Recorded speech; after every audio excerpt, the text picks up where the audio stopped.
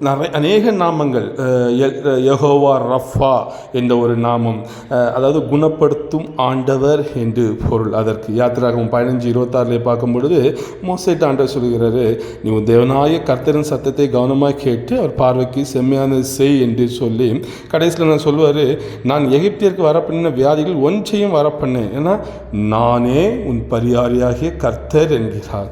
கர்த்தர் இஸ்ரவேல் ஜனங்களை அந்த செங்கடல் வழியாக அழைத்து வந்த பொழுது அவர்கள் ஷூர் வனாந்தரத்தில் 3 நாள் தண்ணீர் என்று இருந்தார்கள், அது தெரியும் நமக்கு. ஆனால் அந்த நேரத்தில் அவர்கள் ஒரு முணுமுணுப்பு கஷ்டங்கள் இருந்தது. ஆண்டவர் ஒரு மரக்கட்டையை போட சொல்கிறார், அந்த தண்ணீர் மாறுகிறதை நாம் எல்லோருமே அறிவோம்.